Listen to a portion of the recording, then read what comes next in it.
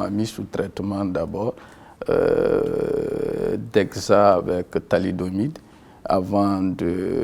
ensuite une préparation avant d'être préparé pour l'autogreffe de moelle que j'ai eu en mars 2018.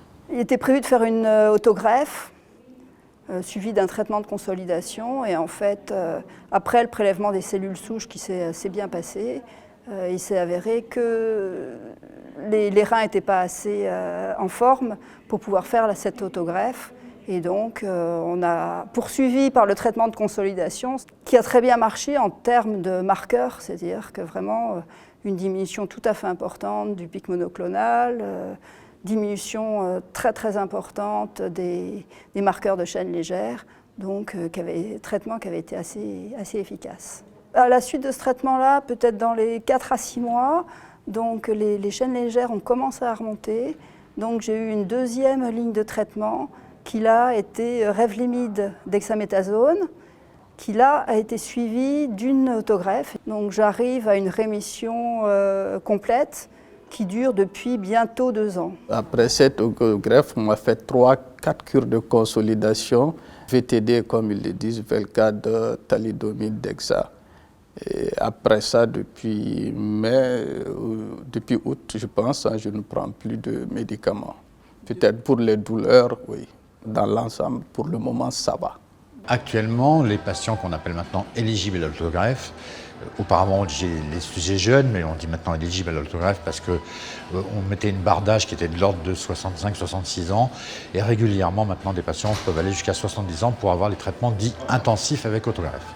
La stratégie thérapeutique est donc une première phase d'induction de chimiothérapie faite à base de thérapeutiques utilisant des imides, des inhibiteurs du protéasome et de la dexaméthasone. Donc par exemple Velcade, thalidomide, dexaméthasone, voire Velcade, Revlimid, dexaméthasone, qui n'est pas encore enregistré mais qui va le devenir.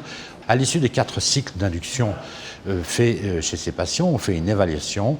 La plupart du temps, les gens sont au moins en réponse partielle et on peut se lancer dans la collecte des cellules souches périphériques, ce qu'on appelle les CSP.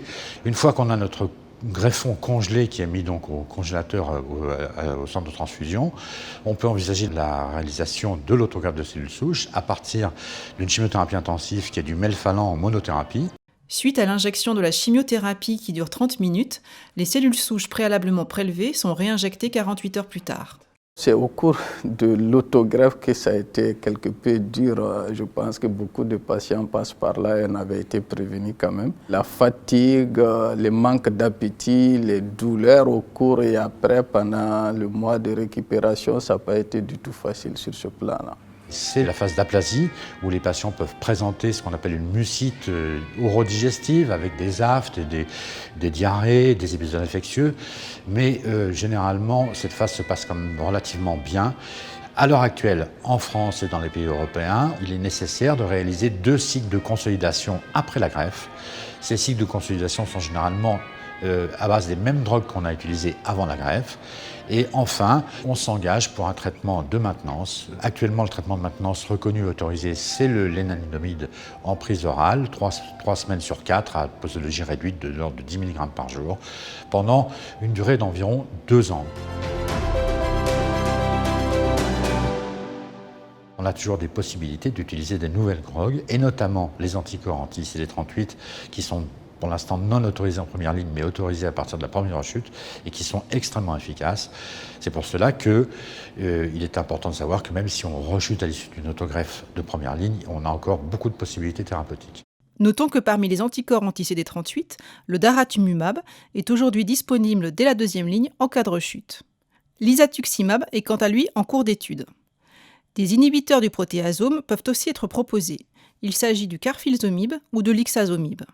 Enfin, des essais cliniques testant l'association de plusieurs molécules, mis en place par l'IFM, sont actuellement en cours.